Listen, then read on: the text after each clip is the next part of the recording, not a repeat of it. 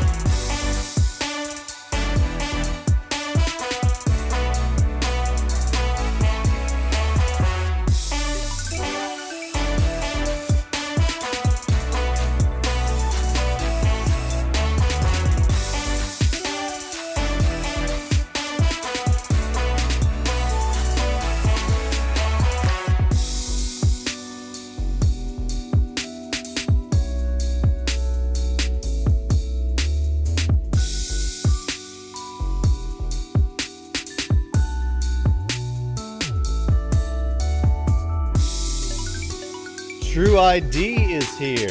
Welcome. Welcome, everyone. Glad to see you, True ID.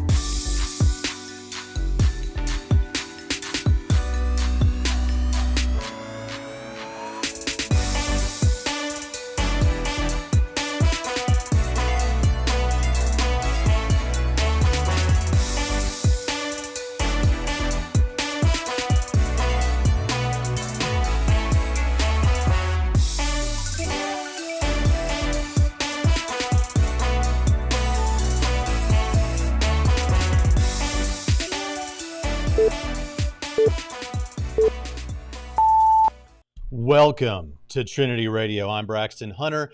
I'm so glad you're here. Thank you for showing up on a Tuesday afternoon to spend some time with me and talk about evidence for God and how atheists and Christians view it. I'm so glad that you're all here, and I can't believe it. I can't believe it that already we've got a super chat. I'm going to go ahead and knock that out right from the front, right from the top. Punch Bowl Haircut, thank you for being here today. Thank you for the super chat. Yo, Braxton, what is your favorite Zelda game? Well, for the longest time, it was the classic mid 1990s, the Ocarina of Time for the Nintendo 64. But I have to say that the new one for the Switch may have taken that spot. I mean, and that's hard for me to say. It's really hard for me to say, but yeah, I think that's probably true. So glad that you guys are all here, and so we're going to jump right into this pretty quickly. Why did I pick a discussion or a debate that happened so long ago? Well, it's because it's a super interesting one. I'd never seen it.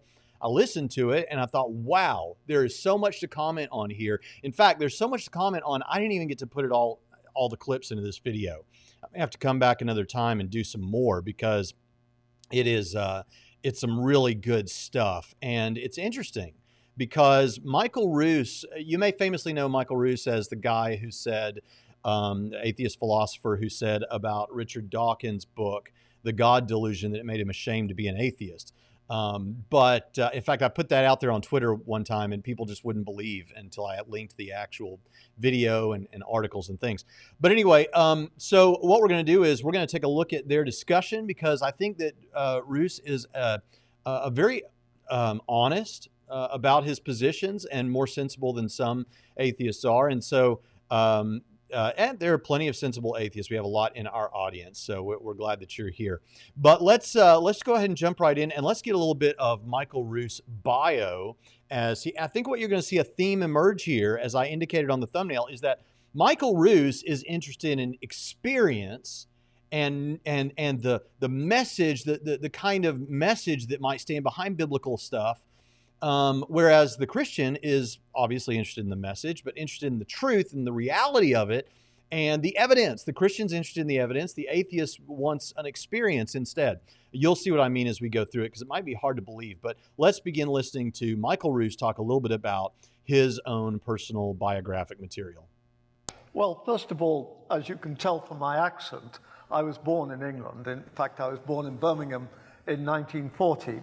My father was a conscientious objector, And during the war, they came in contact with the Quakers. And after the war, my father and my mother joined the Quakers.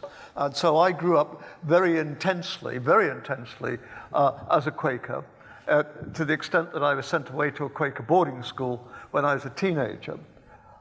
I'm still not quite sure, but about the age of 20, 21, my faith started to fade. As I say, it wasn't a St. Paul or Saul on the road to Damascus experience in reverse. It was just, as I like to say, like collecting stamps and loving baked beans. One day I did these things and loved these things, and the next day they'd more or less gone. And I really thought, back then at 2021, well, I'm sure if I get to 70, I'll be getting back on side with the big chap in the sky. But it just wasn't that sort of way. However, that said, my non-existent God, who's a Calvinist, and so guides everything that we do, made sure that I was going to work on Charles Darwin, which meant that I was brought into contact with the science-religion relationship. And so this has been something which has been both a personal interest and a professional interest, because my daytime job is a professor of philosophy. And so this has been a constant, what shall I say, topic of great interest to me. I've spent a lot of time fighting creationists in the 40s, but I've also come in more and more in contact with people like John, who are genuinely trying to bridge the gap between science and religion. As I say, I'm 78 now, and I don't have any more faith. I'm an atheist about Christianity, but I'm fairly agnostic about whether any of it means anything, and I'm sure this will come out more in the discussion. So I always like to say, once a Quaker, always a Quaker. And I've certainly grown up with an intense sense that the only truly happy person is the person who's serving others. And I've been very, very lucky. I've been a professor all my life. It's a wonderful job that way. But also, the Quakerism I grew up with was very mystical in a way, that God really wasn't somebody like me in a bedsheet, and much more unknown and unknowable. As I say, I no longer believe in a force for good or a force for ill, at least in that sort of way. But certainly my religion then and now has always been one which, is it Christian, is it agnostic? There are days when I'm not quite sure. No, it's pretty much always agnostic, but it's on a continuum. It's not like Richard Dawkins, where you go along and then suddenly you fall off the cliff. Okay, so a lot there to jump into. So first of all, he says he grew up a Quaker, and he says that his parents were kind of intentionally Quakers, which I take him to mean that they were serious about it. They were trying to, take this very seriously and wanted him to take it seriously. But he says he lost interest as someone would lose interest in collecting stamps or lose interest in baked beans. Here's the thing about that. Now, notice this is not the way that most of our internet atheists, YouTube atheists will typically talk about this. It's a major issue in their lives when they stop believing or when they declare themselves an atheist. And why is that? It's because if you're doing this thing intentionally, if Christianity is a part of your life, it absorbs your life. To the extent that when you're teaching your kids around the house, you tell them when they're doing something wrong, hey, that's not what the Bible tells us to do. That's not what Jesus wants us to do. He doesn't want us to act like that. We make sure that when we get a message from a textbook or just a book we're reading or a novel or a film or something like that, we say, well, we think about intentionally, how does this pair with my Christianity?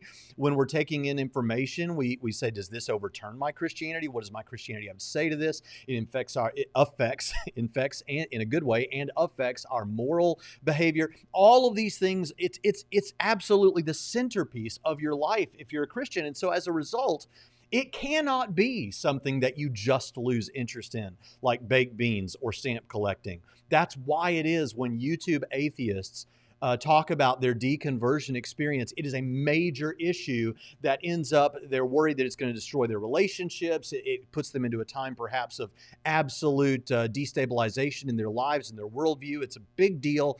It's a big deal because it is the centerpiece, or at least it should be. And for some, it's at least very close to the center of everything in their worldview. So it's weird that he says that it's just like, and it leads me to think it wasn't quite that way for him. But I can't judge. I don't see how, I can't relate to how that happens if you really are making this a part of your life in a big way.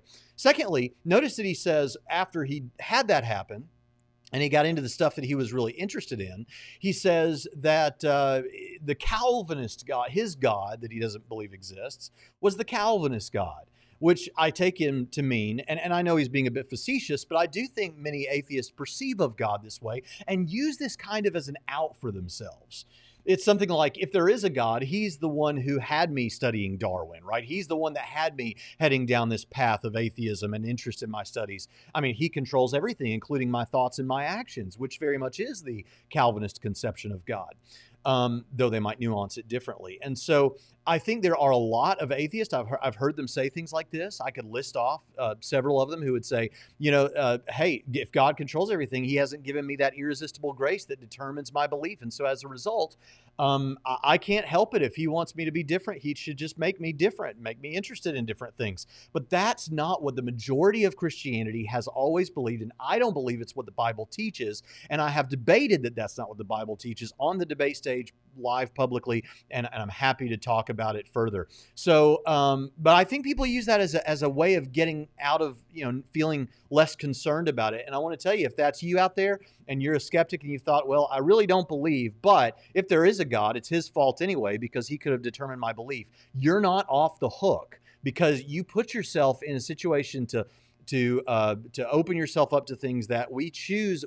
People say we don't choose our beliefs. We do choose our beliefs in that it's called indirect doxastic voluntarism, where we put ourselves in a position where we open ourselves up and we open our interests up and our behavior up to adopt certain beliefs as a result of others. A good example of that is something like Tim Stratton puts it this way. When he met I think it's his wife's son, he didn't love that kid. He couldn't just choose to love him immediately. He could choose to treat him with love immediately, but he couldn't choose to have the feelings of love toward that son immediately. But what he could do is put himself in situations where that feeling would arise naturally. And you can choose your beliefs in that way. But this business of, well, it's the Calvinist God and he decides all these things, not necessarily. And I would argue that's not the case. He says he's an atheist about Christianity. That's very interesting. So I take him to mean, and he clarifies this when Justin Brierley presses him on this later. He says something like, well, I'm agnostic about some of this, but I'm atheistic toward the Christian God, which I take him to mean that he disbelieves, he actively disbelieves in the Christian God, whereas he's just agnostic in general about theism. This is something that I only realized recently, but T-Jump has said something like this. Paul Logia, in his discussion with Kent Hovind's son, Eric Hovind, said this. He's atheistic about the Christian God in the strong sense of atheism, like not just a lack of belief, but he holds the belief that such a God does not exist. Understand what that means. That means that you now hold the burden of proof, and now you have to make an argument. You have to get, well, you don't have to, but if you want me to believe you, you've got to give arguments. The burden of proof is now just as much on you as it is on me. You've shouldered your burden of proof to now give evidence and reasons to believe that there is no God. And so I look forward to hearing some of that, but I don't really ever hear that. What I hear is this, well, I just lack a belief. That's not what atheism is. But if you're taking the position that the Christian God does not exist, you need to give evidence and arguments and all of that to show that at least the Christian God does not exist. That's very, very important. He also says, I always believed God is ultimately unknowable and unknown. Now, that's not a direct quote. That's me paraphrasing. But he said he's had this mystical understanding of God. And I took him to mean, even when he was a professing Christian, that he thought of God as unknowable and ultimately unknown. Now, many skeptics, and certainly even many Christians, hold this position that, well, I believe in God. Yes, that's my religious affiliation. And yes, I believe it's true in my heart or whatever. But ultimately, in a scientific, evidence-y sort of philosophy sort of way, it's unknowable and unknown. But there's a problem with that. First of all, that is begging the question because, well, it's self-referentially incoherent in this way. If you're saying that God is unknowable, to say that God is unknowable is to say, I know something about God. The thing that I know about God is that he's unknowable, which you see is a contradiction. But let's give him the benefit of the doubt and steel man it a little bit and back off, and let's paint it this way. To say what he might be saying is, look, I think he's unknowable, but that's all I can know, is that he's unknowable. Then the question would become, how do you know that he's unknowable? You would have to have omniscience to know that. You would have to know the personal experiences and reasons that every single individual on planet Earth and through the history of mankind has for believing.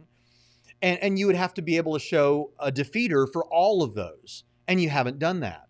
Or you would have to show that God does not exist, which of course, then he wouldn't just be unknowable. You would know that God doesn't exist. So that is a completely untenable position. So those are some initial thoughts on Ruse's biography there. Now, Mason Galioth, let's see what you're saying here. He says, Braxton, you misunderstand the point. The issue isn't that the Bible teaches it. Skeptics take the claims about Yahweh's omnipotence to task and follow it. They take it to task and follow it to its conclusion. Yeah, I don't know what that has directly to do with what we're talking about here. We aren't talking necessarily about God's omnipotence. If you're pointing to something like the omnipotence paradox, which is what it sounds like you're pointing to, which comes in a family of what are called incoherence arguments, the omnipotence paradox is something like if you take that on, and you can do this with any of the omni attributes, if you take those and bend them over on themselves, you run into contradiction. So it's the whole, can God create a rock so big that he can't lift it? Which is a complete misunderstanding of classic Orthodox Christianity, which says God is able to do anything. The thing is, what that would be, building a rock so big making a rock so big you couldn't lift it, that would be a contradictory thing, and those things aren't things. That's nonsense. That's not even a clear concept. It's a contradiction. And so it's not a problem. God's able to do anything. It's just that contradictions aren't things. They're nonsense. So that's how we'd answer that, if that's what you meant. If that's not what you meant, I don't know what you mean. All right, let's go on to the next clip and hear what he has to say next. Do you feel like you could still be persuaded that... No, I don't think so. You don't think so? I don't think so. I don't think, first of all, and I think this is where John and I are going to disagree very strongly, is I'm not very keen on being persuaded in the sense of, is there some evidence that would tip you over to whatever? I could certainly see some experience might fill me with faith. I don't expect it to happen, but that's the only way that I could see it happening.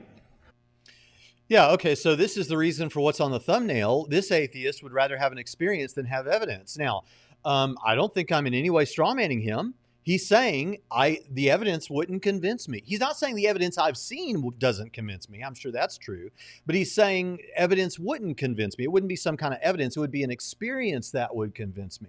And you know, that's an interesting thing there, because this is what Christians are often accused of, right? We're accused of, well, you guys aren't interested in evidence. You just want this sort of subjective personal experience of God that no one can question. Here's the thing. Ruse is saying, no, I'd rather have the experience than the evidence. Pair that with what you get from YouTube atheism. YouTube atheism almost overwhelmingly says, I'm not interested in your personal subjective experience. I'm not even interested in that for myself, because if I had a personal subjective experience of God, such as God writing it on the moon or appearing to me or someone parting an ocean in Jesus' name or something like that, I would have to question my own experience. Perhaps I'm having some sort of a delusion. So this is, and at base, interestingly, all of the evidence that we can present to you, scientific evidence, philosophical evidence, and I'm just talking about with God, scientific evidence for the existence of some planet that we've discovered or something like that. You take all of that in through your sensory, what? Your sensory experience. This is why Inspiring Philosophy, who was on the show last weekend, said, even if you don't like his idealism and all of that, this much is certainly true. What you have direct access to is your experience. And so you're taking in information about the world, and you're having this internal experience. That's what you have the most direct access to. So ultimately, everyone believes what they believe on the basis of experience, as someone in the chat said before the show even began. But still, this is weird to me that we get accused of being the people who want an experience and don't bother me with all the evidence. I just want to have my blind faith, which we're going to get to eventually in this video. But yet here we have an atheist saying, I don't want the evidence, give me an experience. That's very, very interesting. But here's the thing about that. You don't get to decide. Imagine that I wanted to meet the Queen of England. My parents actually, on one occasion, were in the Bahamas, and they were invited to go meet the Queen's representative there in the Bahamas. This man represents the Queen when you're in front of him. And so I can't remember what his name is, but let's say his name was Henry. Okay. And they told my parents, they said, now there's a very important way when you want to meet the Queen's representative. This is how you have to do it when you want to meet Sir Henry or whatever his name was. You have to go in through this particular door. It's the only door you can go in. You go in, and when you get in there, Dr. Hunter, you will bow. Mrs. Hunter, you will curtsy, and you will not speak until you're spoken to by the Queen's representative here. Now, that's what they did. They went in there. My father curtsied, my mother bowed, and they just had a big old time.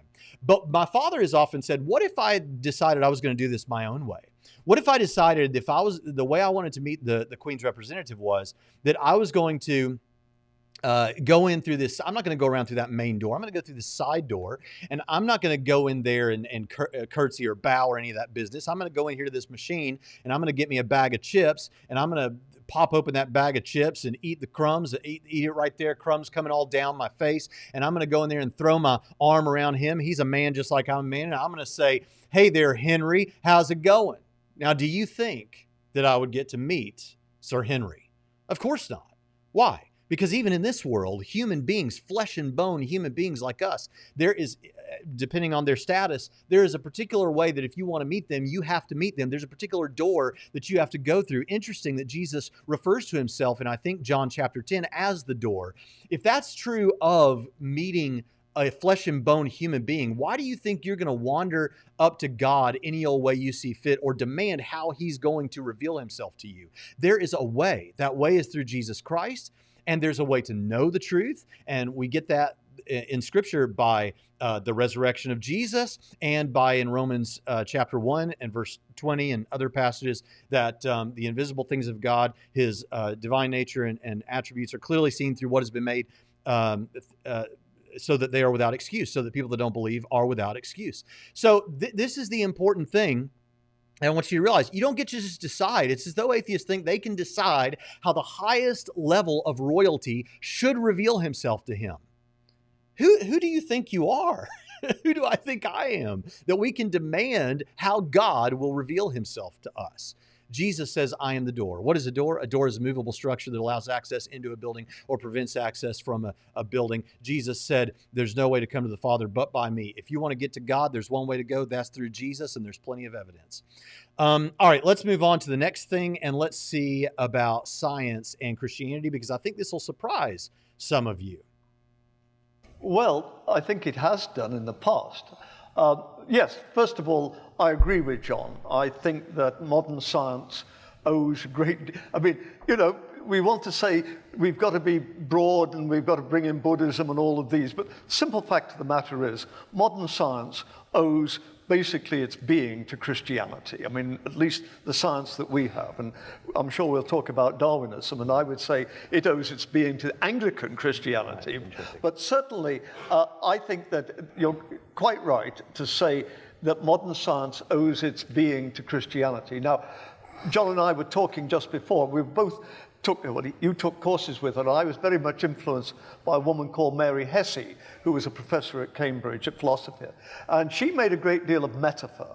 And I've bought into this hook, line, and sinker, that I don't think that science is just, like Dragnet, just the facts, ma'am, just the facts. Science is interpretation. Mm-hmm. Science is the facts as you put them together and make sense of it. And I think the key is metaphor. Now, up until the scientific revolution, the key metaphor, that what linguists call the root metaphor, was that of an organism. The world was seen as organic. I mean, Plato in the Timaeus comes right out with that, but Aristotle too. I think there was a change of metaphor. I'm not saying anything that John Hedley Brooke and others wouldn't say. There was a change in metaphor to that of a machine. Now, of course, to a certain extent, it was fueled by the fact that we now had more and more sophisticated machines, and particularly clocks. I mean, this was the big one. So I think that more and more in the scientific revolution, the world was being looked at as a machine made by the divine engineer. And what happened was this became tremendously powerful by the end of the 16th and certainly into the 17th century. You read people like Robert Boyle and all of these others. They're using the machine metaphor all the time. The thing was, though, that more and more people found, as much as doing science was concerned, God wasn't very helpful. That, to use the language of today, you just had to get on with being a methodological naturalist and leave, as it were, metaphysical naturalism, the question of God or no God, out. And as one of the great historians of the scientific revolution said, eventually God became a retired engineer. All right, so there's an interesting laugh line. God became a retired engineer, obviously referencing this idea that God seemed necessary, particularly before Darwin, but going back a long way, as we have complex machinery, like he references a watch and things like that, it seemed obvious that those things need a designer, and so it seemed obvious that complex organisms need designers too. And of course, the interesting thing is, as we've learned more, that case has become stronger. It hasn't become less strong. But the reason, the point he's making is that the practical science of developing technology and developing vaccines and all these kind of things didn't rely on theology, didn't rely on God in any direct sense. And so it seemed unimportant whether there was a God. And so you got this methodological naturalism that unfortunately bleeds over into some people's minds to metaphysical naturalism, despite what he says. Although there are many scientists and engineers who are methodological naturalists, which just means, by the way, that they don't presume the supernatural or presume God when they're doing their work in the lab, but they're still metaphysically theists. They still believe these things are true about the way the world is. They just don't presume it for their work. In fact, they may even be, say, a biochemist, and they believe the stuff they're seeing is evidence for God, but they don't presume anything like that when they're doing their work. They're not allowed to use those things as explanations, perhaps, in certain situations. And so, you know, that's an interesting thing. But if you read John Lennox's book, God's Undertaker, and we're going to get to Lennox in just a moment, but when you read God's Undertaker, which, by the way, is a fantastic book, lots of great quotes from scientists. If you want quotes from scientists saying all kinds of things that are very uncomfortable and somewhat damning for atheism, that's a great book. He rallies a lot of those there. But he also says there, and I thought this is pretty clever, that because we believe, because we know that Christianity was the boon, or was what gave rise to the modern scientific revolution that we're experiencing now. You could say methodological naturalism, or you could say methodological theism just as well. Why? Because it's theism that presumes, and this is why the revolution in modern science, because it presumed that we lived in an orderly and predictable universe, and there were certain laws, and that mathematics would be applicable, and that you could make sense of it because it represents a rational mind. So when you're doing science, you could just as easily say methodological theism as methodological naturalism, because you have to presume a very theistic notion that these things function according to a rational, cosmos that reflects a rational mind in order to do what you're going to do. So, all right, someone says I said the D word. I don't know exactly what D word I said, but if I said a D word that offended somebody, which I don't think I did, forgive me. All right, let's unpack some of the other things that were said here. So he says, this is a quote, "Simple fact of the matter is modern science owes its beginning to Christianity." That's really interesting, isn't it? Because just a few weeks ago, I did a response video to a debate between Michael Shermer and David Wood, in which David Wood was making that case and saying that because Christianity was what led to the modern scientific revolution, the hypothesis, the grand hypothesis of science, is that this all represents a rational cosmos that reflects a rational mind, and that would make sense on Christianity. So every scientific discovery that ever happens is confirmation of the grand hypothesis that Christianity is true. And a lot of people put in the notes and stuff, Christians didn't give rise to the modern scientific revolution. Well, take Michael, you don't like my word for it, take Michael Ruse's word for it there. Difficult language to deal with. He says, So he talks about, he also says this. He says that, this is a paraphrase, but he says, I don't think science is just the facts. Science is interpretation. So it's not, when you listen to people like Matt Dillahunty, or you listen to Richard Dawkins, or any of these, big atheist voices out there right now, they give you the impression that these Christians are giving you subjective experience, right? Which is what Michael Ruse wants instead of evidence. But these Christians are doing that. Yeah, I did say something was damning. Yeah, okay, you're joking around. That's fine. My good Anglican brother here, barely Protestant. That's fine. That's fine. Thank you. Keeping me on my toes here. I was like, did I really say that? It's like someone in our church, a lady in our church once said when I was a youth pastor, my daughter said the F word. It's like, she did? Oh my gosh, I can't imagine that girl saying the F word. What'd she say? She said fart. Yeah, so anyway, this is interesting. Science is not just the facts. These popularizers of science or of atheism want to say, oh, it's just about the facts, man. Atheism, science, we're interested in the facts of the matter. No, you're not. You're interested in maybe building an interpretation based on facts. And that's what we all do with various fields of that we draw upon for our epistemology, whether that be philosophy, history, science, experience, whatever. And so that's pretty important. But this idea, and we've already kind of touched on it, that God is a retired engineer. Let's listen as Lennox now responds to that criticism. Do you agree with that assessment, John? To a certain extent, I think we have to recognize as well that it depends what area of your science you're talking about.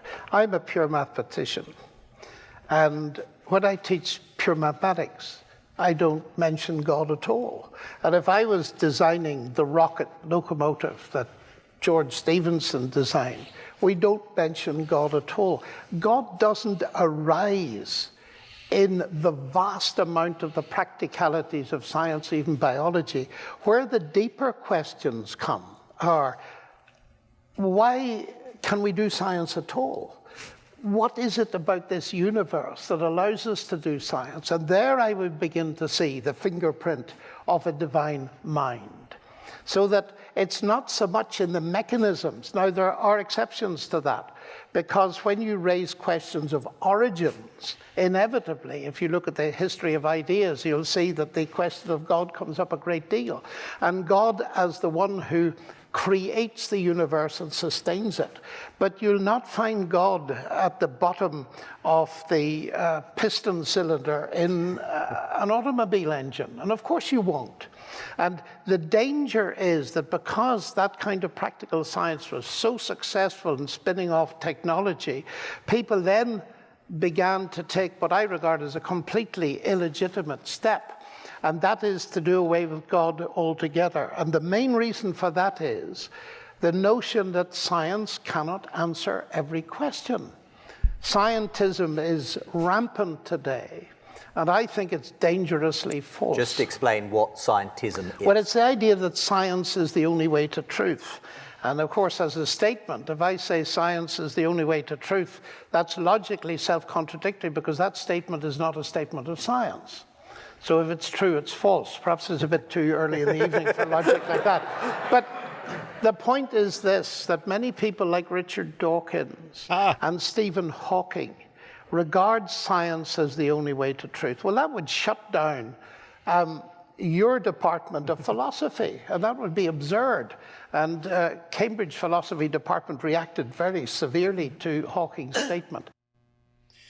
All right, I want to note a couple of things here. John Lennox can do the voice for Winnie the Pooh. That's hilarious, Travis. Thank you. Yes, it's very close, and I can't do as you know, I occasionally do voices here, but Winnie the Pooh is not one. Maybe if I screamed out the window for an hour, maybe I could do Winnie the Pooh after I'm done. Jacob Hubbard says, at the moment I am agnostic, leaning atheist, and channels like Cameron's and Braxton's, as well as channels like Joe Schmidt, are offering a few plausible arguments. Well, that's good to hear. And listen, we're going to be praying for you as you consider the evidence and things like that, because this is obviously, it would be condescending for me to speak as though you don't already know this. I know you do know this, but this is such an important issue. This is the most important, if it's true, it's the most important issue that you will ever consider, and has the highest stakes. People always get mad when I talk about the stakes, but yeah, there are stakes. It's always odd to me whenever we talk about smoking or COVID-19 or anything like that. People don't say, "Oh, you're just fear mongering." Kind of fear mongering. We don't want people to die of COVID-19, and we don't want people to die of cigarettes. But suddenly, when we talk about the stakes, your eternal stakes, when we're talking about making a decision about this, it's, oh, that's not fair. That's, an argument from emotion. No, it's not an argument from emotion. I'm giving you arguments. I'm trying to give you arguments all the time. Cameron's trying to give arguments all the time. But after we're done giving the arguments, we're also emphasizing the importance of this issue. That's not a part of the argument, but it's an important thing to bear in mind. It's not when we say cigarettes can cause lung cancer, it's not a part of the argument that cigarettes do cause lung cancer. There's arguments and reasons and evidence and data for that. But given all that evidence and data, yeah, don't smoke them because you might get lung cancer. See, that's an important thing to keep in mind. But we're going to be praying for you, Jacob. I'm hoping that you come back into the fold, and we're going to be. I hope I haven't embarrassed you here. But all right.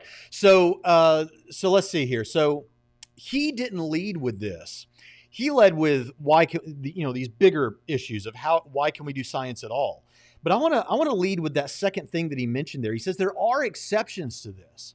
When we're doing practical science, when we're looking at the scientific data, it's not as though science has nothing to say about whether or not there is a God. It's not as though there isn't data that we draw from to make an inference.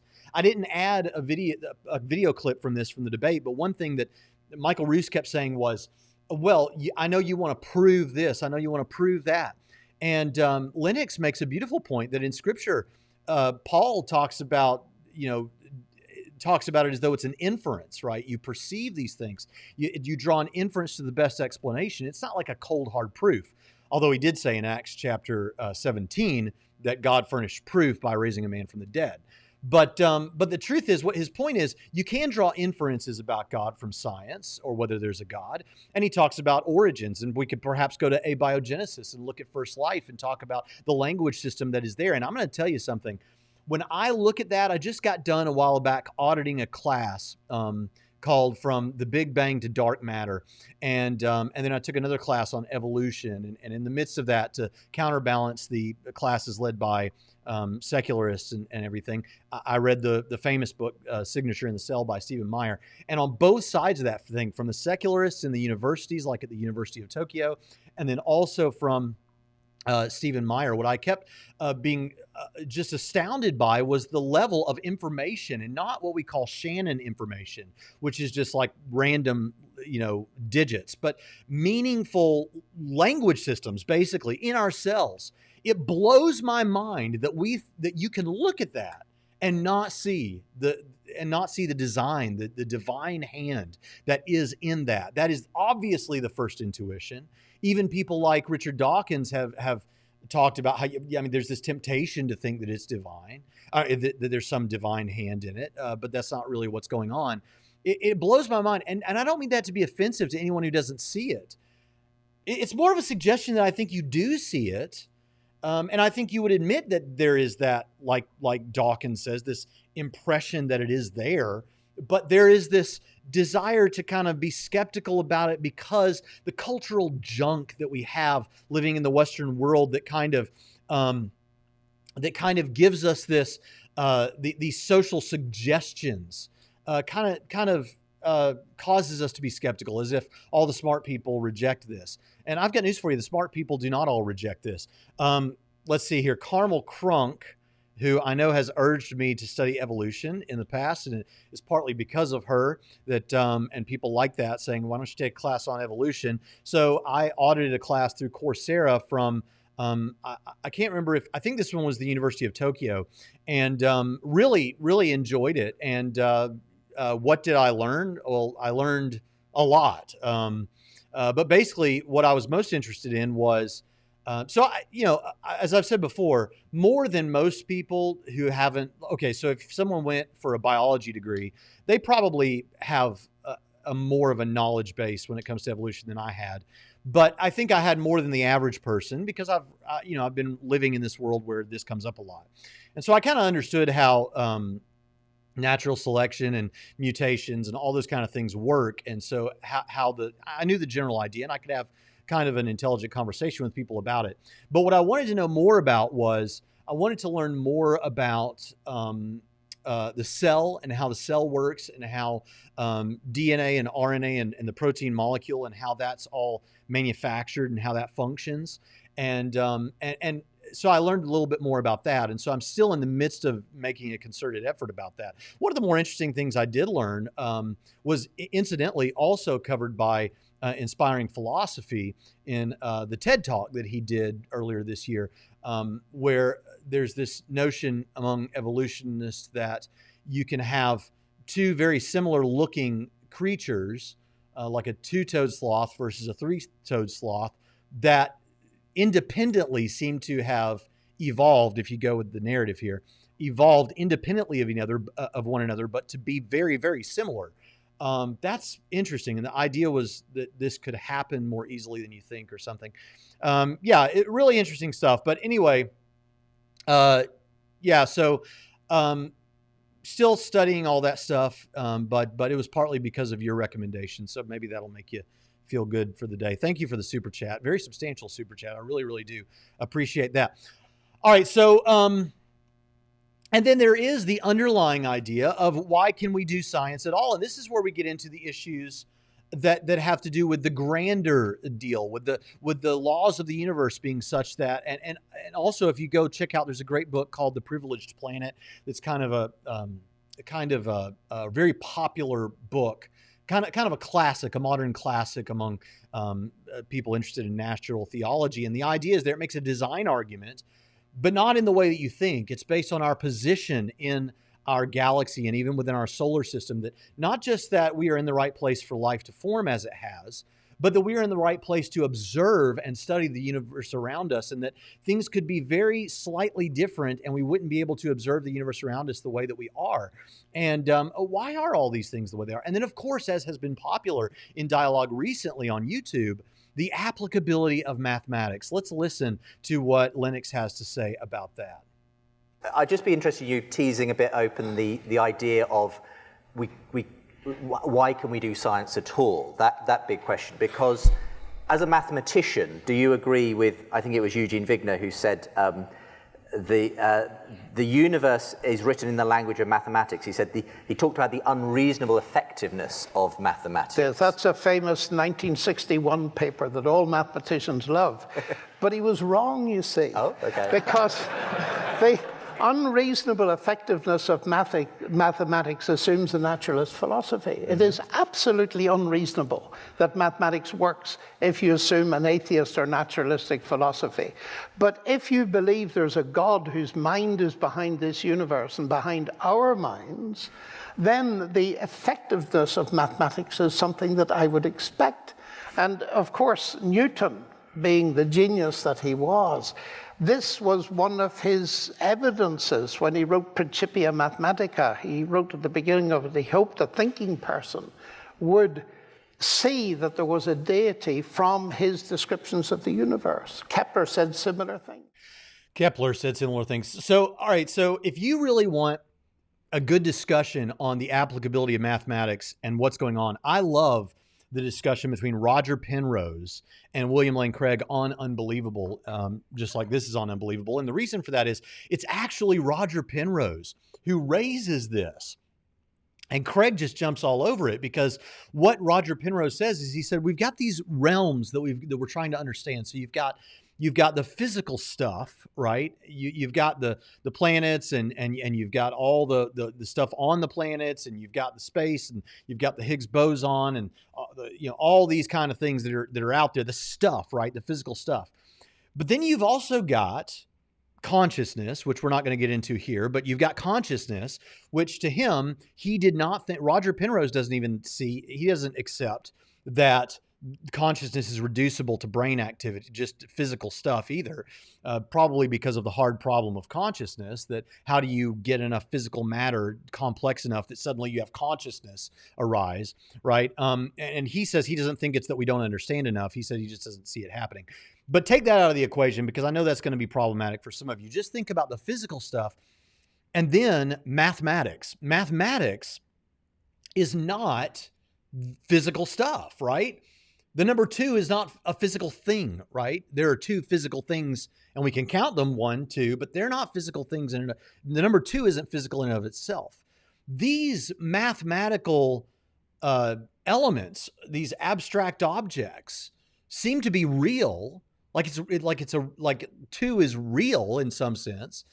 And even if you don't think these abstract objects exist, it's still true that 2 plus 2 equals 4. And that's not a physical thing. That's an interesting thing, a principle of mathematics, and it maps to the physical universe incredibly effectively. How do these 2 things work together? The laws of mathematics are not, I mean, math itself is not causal. So how in the world is it? Yeah, so as somebody says in the chat, you get to this Platonic idea. Is it that there is a number 2, right? That there is a number 3 and all of the infinite numbers, right, that are out there that are real in some way, in some, the world of the forms or something. You get into these weird ideas, or you could just say they represent the mind of God or something like that, or flow from his nature. But what's true is these mathematical things don't have causal powers, but yet they map to the physical realm with in an incredible way. And how do you make sense of that? That is a very, very interesting idea. And so what a mathematician, Lennox, who works at Oxford University, no less, says is he looks at these things and he says, look, at the fundamental level of origins and with the applicability of mathematics, I'm sure he would probably agree with consciousness and things like that. You see it very, very quickly. So that's really interesting. All right, so let's move on to the next thing, and this is where it's about to get real interesting. Let's see. So we've done math. Let's go to Ruse on faith.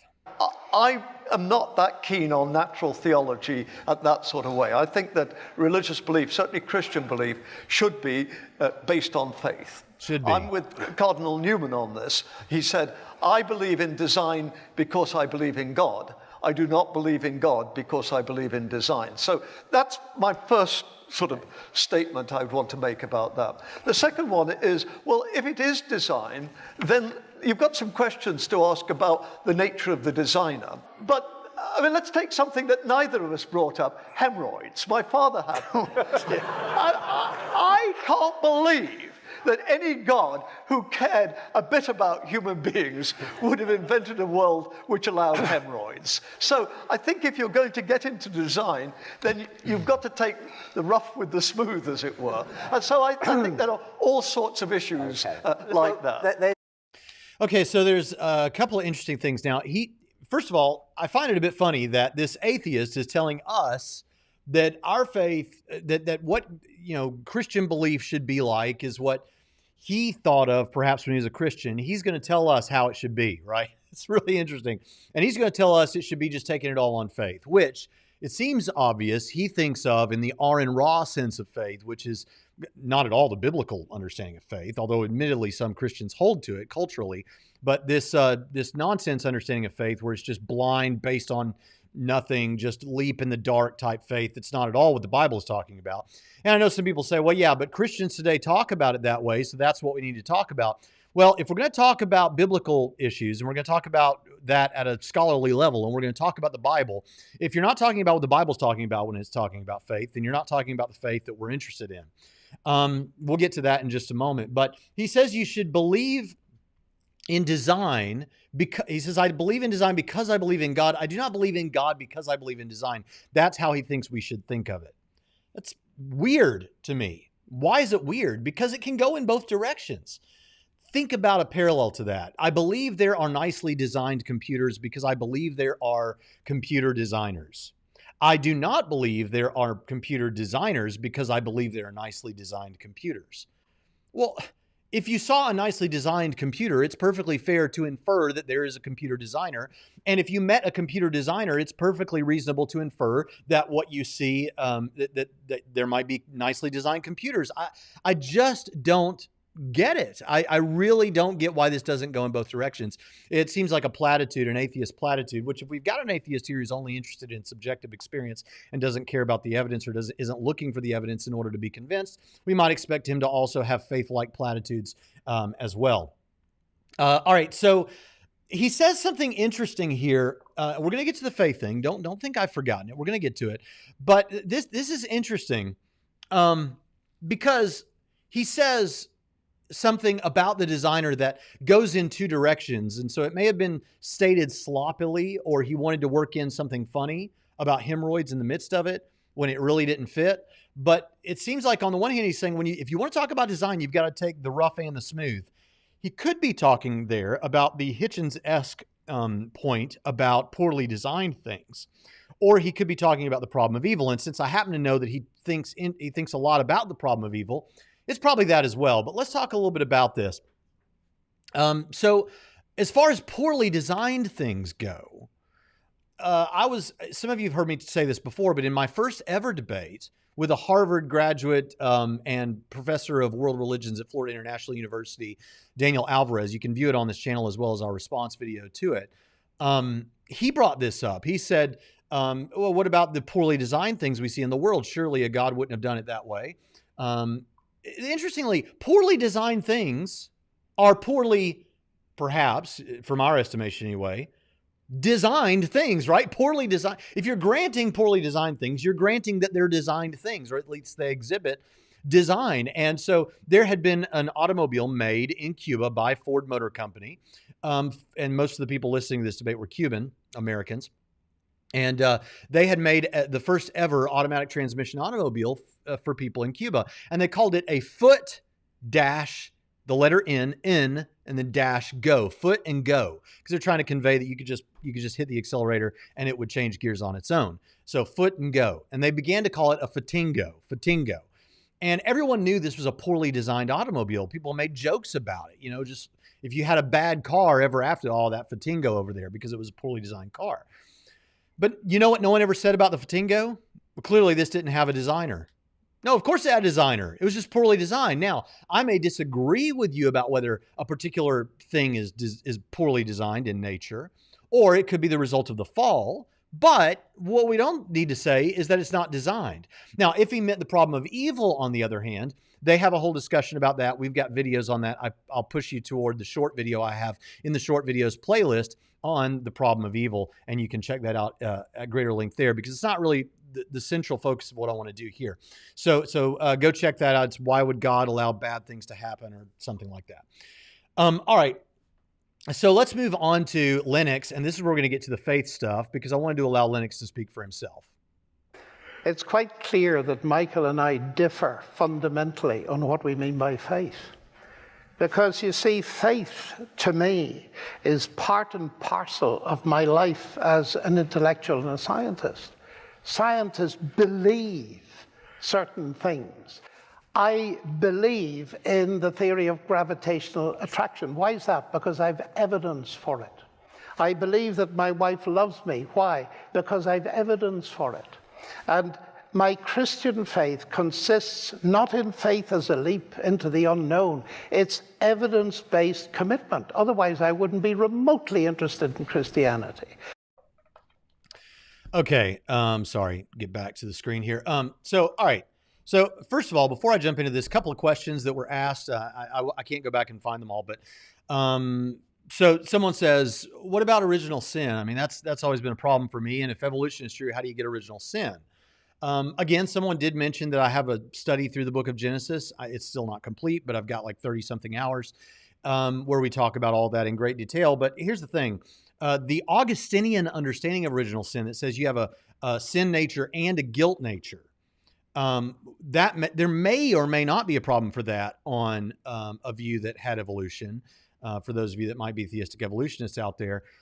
Because there, we not only receive a nature and an environment that's inclined towards sin from living in a world that now has sin in it, but you also have personal culpability, guilt from Adam, like you're born with that guilt.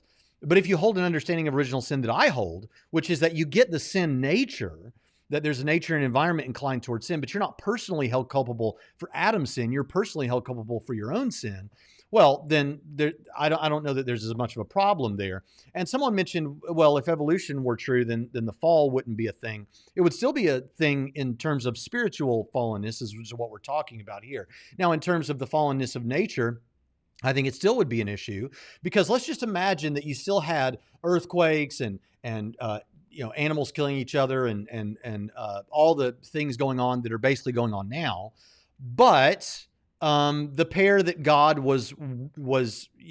had set his spirit upon or whatever, were walking in the garden with God. And if we take that literally, God could have guided them such that you had sort of an idea of the garden that is the presence of God. They never would have encountered any of these things that might be important for a sustainable universe, but would be tragic and cause suffering if man encountered them. So there's ways that, sometimes when people put comments in the, and I'm not committing myself to that position, I'm just saying, well, sometimes when people put comments in, I'm glad you do, because we get to talk about it and answer them, but sometimes they're put with like this emphatic, like matter-of-fact sort of way, and they represent someone who I think sometimes hasn't understood that there's very little that could be brought up that hasn't been thought about and answered in the history of the church. So I hope that that's helpful in some way to some people.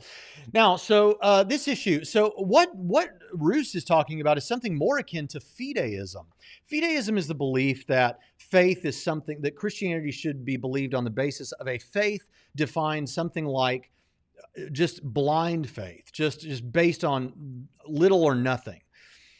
And so if you want to picture it, here's a thought experiment, or not a thought experiment, but an image or an analogy for what this could be like. Imagine that we like to go cliff diving, like into water, but we're standing like 30 feet back from the edge of a cliff, and we don't know what's at the bottom of that cliff. We just know there's a cliff. The cliff could be death or something, or commitment to something, to Christianity, right? And we don't have any idea what's going on over there. We see people just running and jumping off the edge of the cliff, and you won't know until you jump what's at the bottom. Could be water so that you'll be safe and fine and even have an enjoyable time. Could be knives and swords pointing upward. You don't have any idea, but you just run blindly and jump off the edge of the cliff. That's something more like fideism.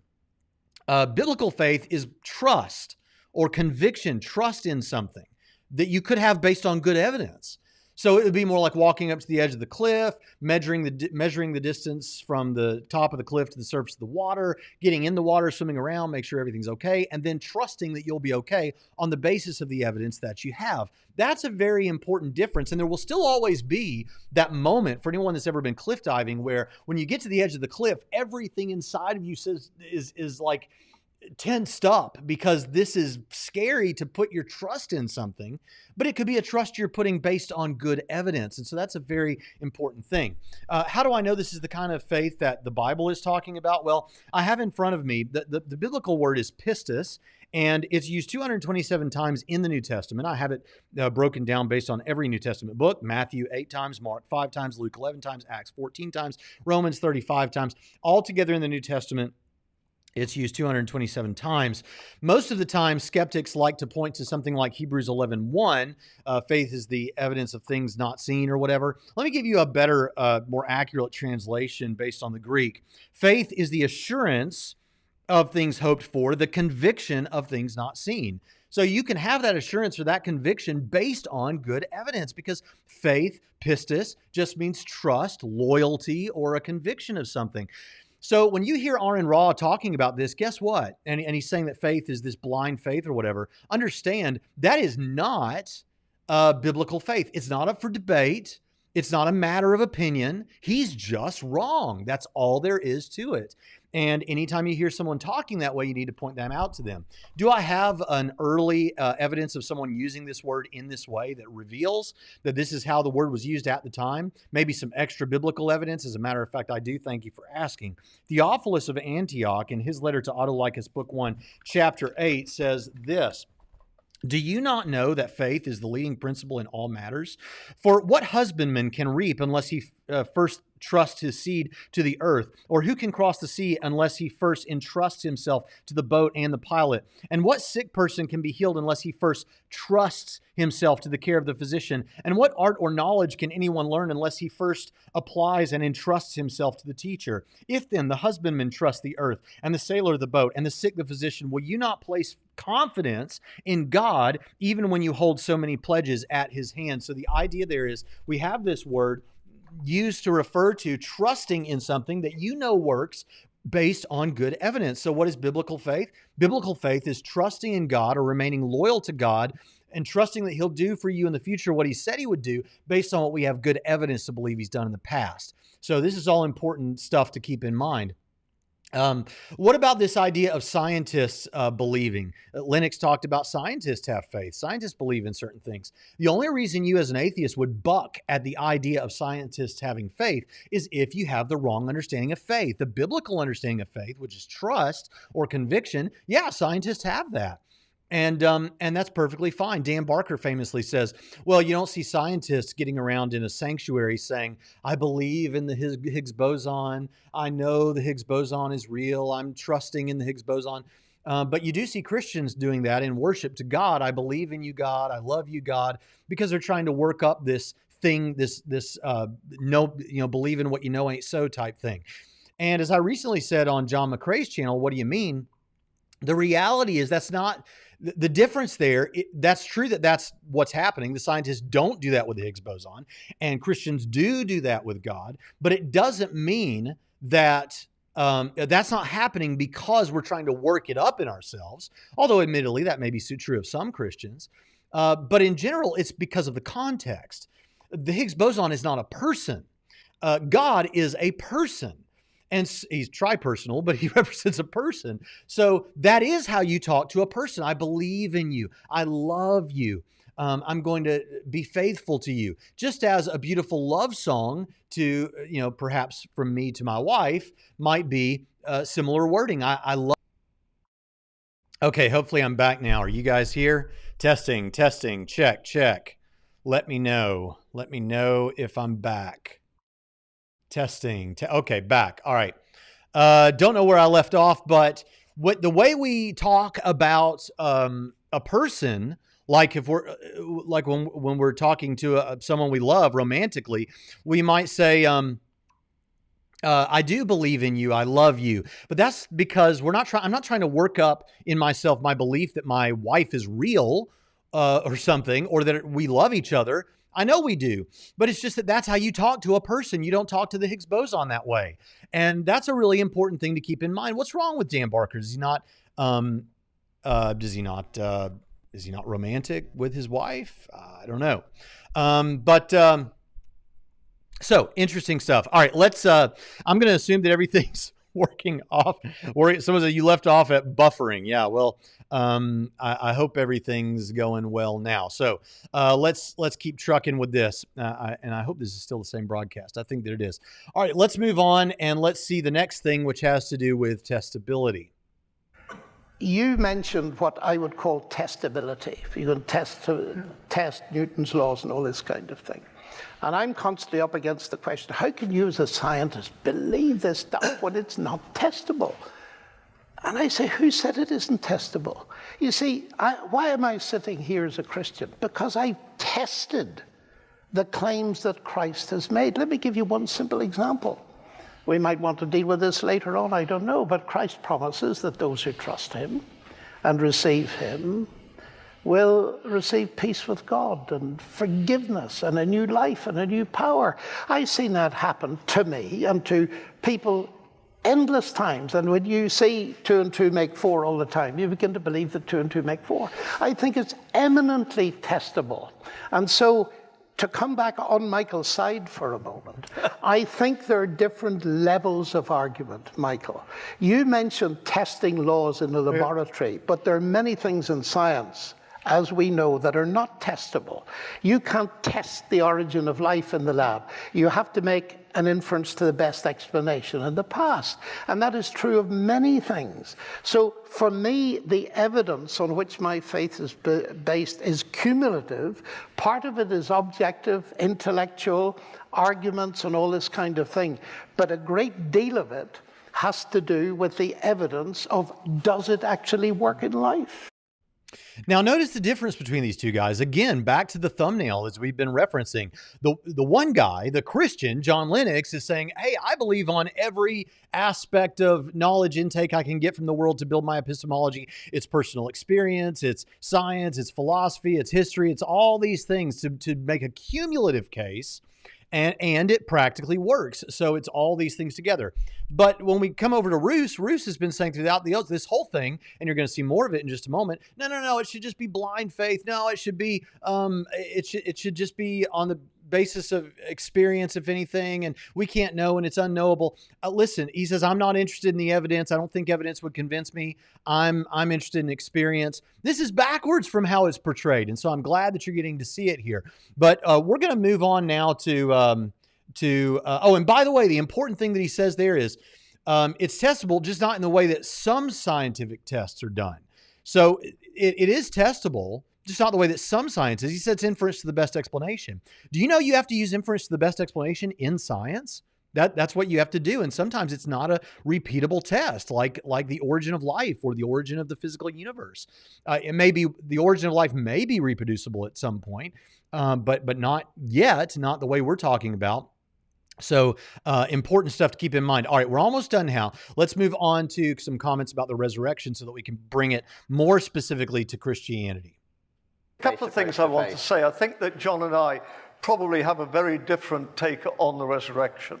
I have a feeling that for you, John, proving that it actually happened physically is very important to you. Yeah. And you're the sort of person who says, well, look at the fact that it was women who reported on this, and women would not normally take, and so this must be significant and all, must be true. Whereas as a conservative non-believer, I think the physical resurrection is totally unimportant. What? I think that what is important is that those disciples on the third day who were downcast, who felt that seen this man, put to death in the most horrible way, suddenly said, our Creator lives. And that was important within them. Whether there were laws to prove this, I think is irrelevant.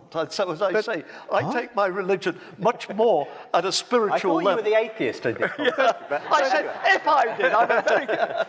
But I'm beginning to worry that you're not an evidence-based atheist.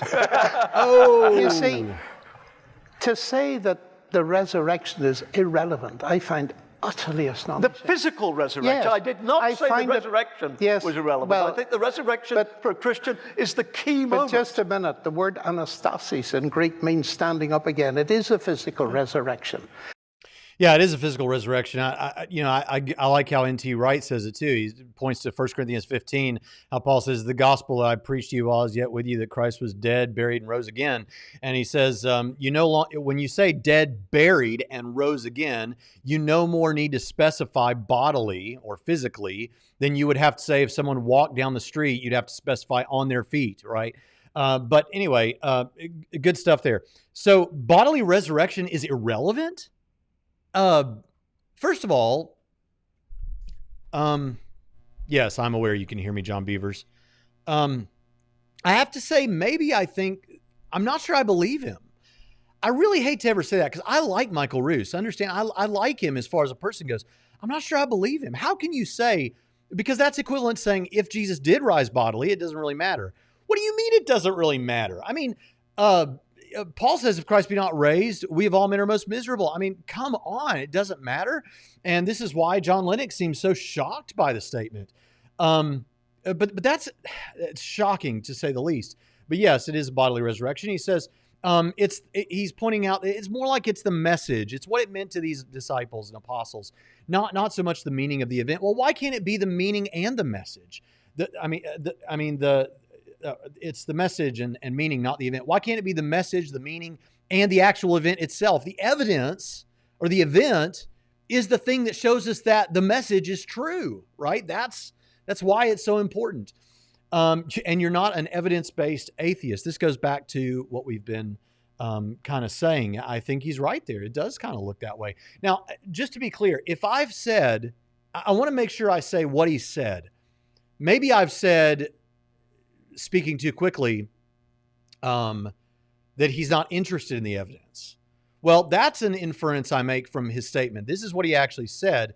Something like that, that's not what would convince him, right? That an experience would convince him. So maybe it's not fair to say, but he says he doesn't think that evidence would ever convince him. So yeah, it seems like not interested in the evidence, more interested in experience. You could definitely say more interested in experience. Let's hear this next thing, though, about miracles, because we're getting down to the end. There's only 2 clips left, but I want you to hear this thing about miracles. But there are special events where the intervention level is higher. And of course, that is what I would expect. I would expect it rarely, because a God who constantly intervened in a special way, well, would intervene everything virtually out of existence. In fact, I do believe that the regularities of the universe are essential for us to perceive miracles. And that is why I disagree very strongly with your notion that these beliefs grew up in a pre-scientific time. They did in terms of chronology.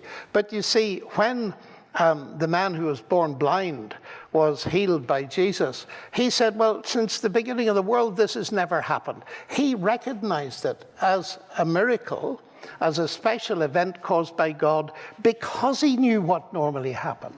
And when Joseph discovered that Mary was pregnant, he didn't say, oh, marvelous, how very interesting. God did that, did he? No.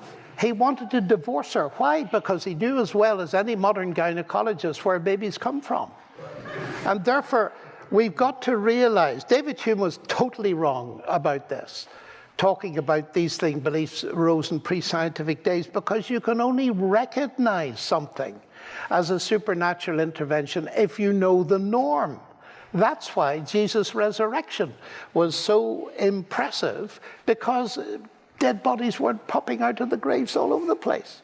I just feel, John, that you're reducing the Gospels to the level of Grimm's fairy tales.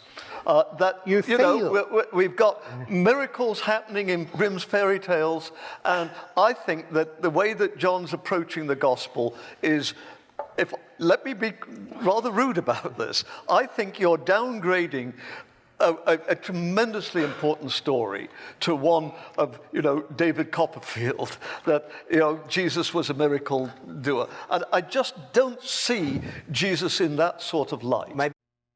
Well, I mean, does it matter really what light you see Jesus in? It matters what is the truth about Jesus. Now, someone said this. I think this is actually I'm glad you made this comment. This is helpful to comment on. Why would God ever need to intervene? Shouldn't the world play out exactly as God intended? An all-knowing, all-powerful God, I think you mean to say, shouldn't need miracles. That's an interesting thing. So I've got a friend who works here at Trinity Seminary who is a theistic evolutionist, and he doesn't like the understanding that some theistic evolutionists have, where God has to kind of step in and tweak the system occasionally to get the next phase to go, or whatever, some new species to emerge. He thinks it makes more sense, or seems more like God, if God set it up in such a way that it just all kind of went out like that. But whatever's going on there, when we come to this sort of an issue, with God interacting in human history with miracles, it's because God, I said in the last stream about something else. It's because God is an interactive God. He's a person. He wants to interact with us. This is realistic because it's a relationship. And I think that's a very important thing to keep in mind. That's why the give and take. That's why the interacting personally with people and showing signs and to confirm messages and things like that. Yeah, someone already put in the I think Brando it was put in there, and I threw it up on the screen. But as you see, Lennox gets to it. If it happened left, right, and center, if miracles happened all the time, number one, it would interfere with the regularity of the universe. Remember, we were just saying that the whole modern scientific revolution happened primarily because Christians suspected that we had a cosmos that was predictable and that followed certain rational, that it reflects a rational mind, right? That's intelligible and these sorts of things. If miracles were happening left, right, and center in an obvious way, it would make it very difficult to have that sort of a cosmos. But here's another thing, and this is what Brando pointed out. If it's everywhere, it loses its meaning, right? It's not interesting anymore. It ceases to kind of be a miracle in some of the senses that we mean the term miracle. I mean, this is one of my problems with the modern Star Wars universe, honestly. You've got the Star Wars Rebels show where, what is his name? Ezra. He's a orphan child who learns to use the Force, and he becomes kind of a Messiah figure. Luke, kind of the same thing, becomes kind of a Messiah figure. Same thing with Rey. Same thing with many of the video games. It's like when everybody is a special Messiah figure, when everybody's special, nobody's special, right? At least in that way, with this sort of special power and all that. So it's important to understand miracles lose some of the meaning if they're happening left, right, and center. That's important. Another thing is, I didn't play the clip, but Ruse talks about the fact that, this is what, and I may be getting him wrong, but I think the sentiment was basically, yeah, we would expect these first century people to think this way.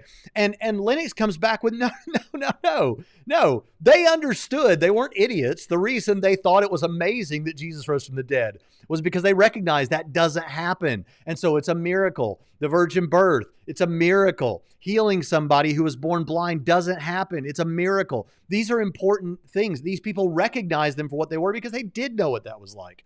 So those are all, I think, pretty interesting. So whenever people say something like, oh yeah, you point to these, first century sheep herders or whatever thing, of course they believed all of this.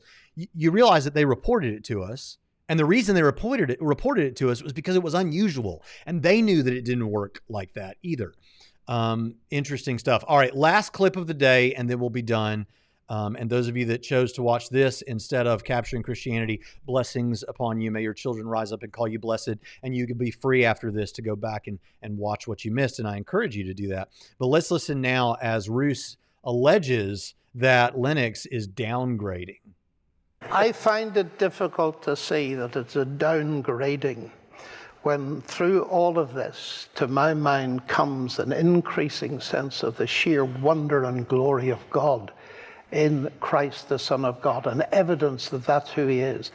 I would put it the other way. I think you're downgrading it to the level of Grimm's fairy tales because I believe in the story. I'm an Irishman, I'm a storyteller, and I love the story. It's not either or, Michael, it's both and in my case. I want the story, but I want the story, I understand the story. It's not what I want. The question is what is true or not.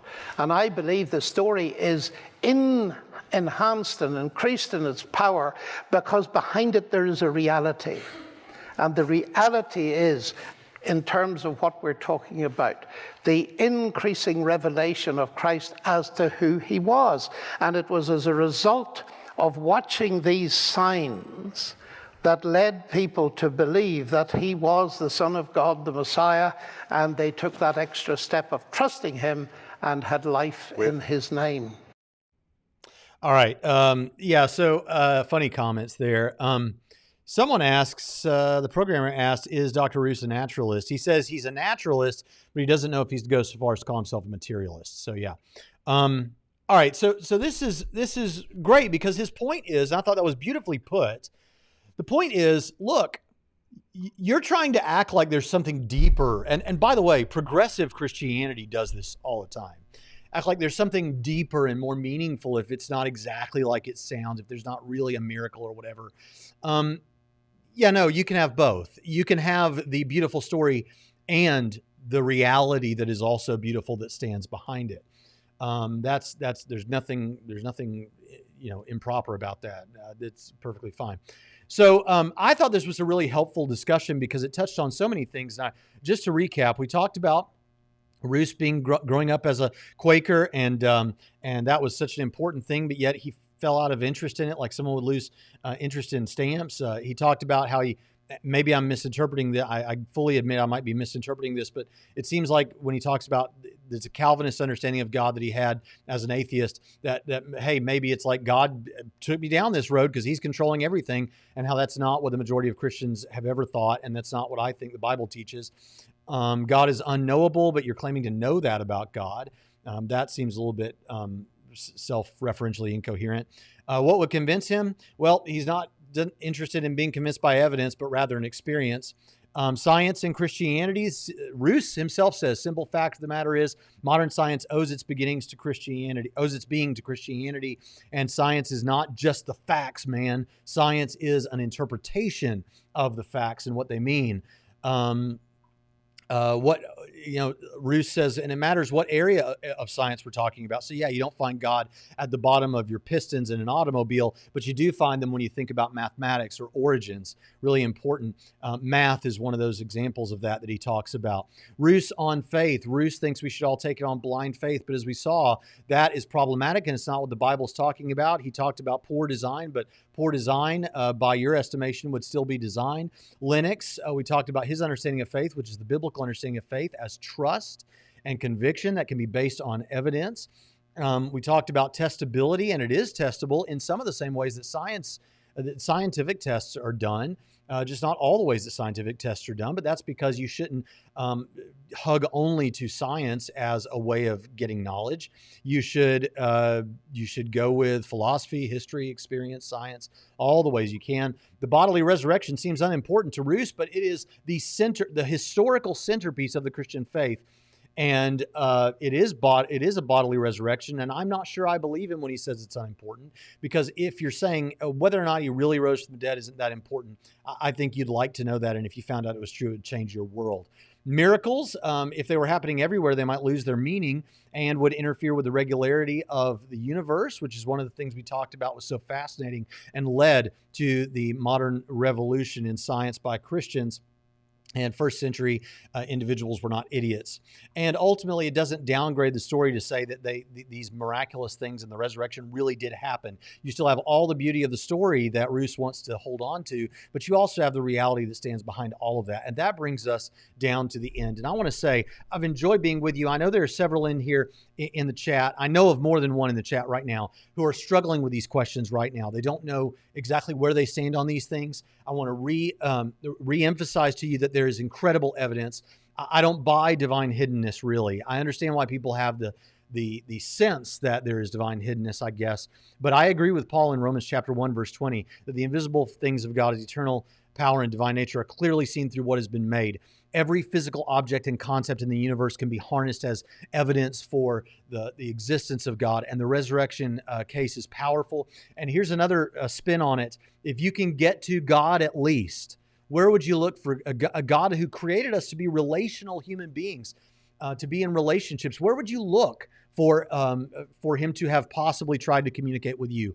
Well, you might look to the great monotheistic religions that are not fraught with the contradictory issues that are in most polytheistic religions. You would look to Islam, Christianity, and Judaism, and in that, you would find that there is a man who is the centerpiece of human history, unarguably the most important man in human history, who claimed to be the spokesperson for God, arguably claimed to be God in the flesh. More statues devoted to him. His message has spread throughout the world without him ever having written anything down.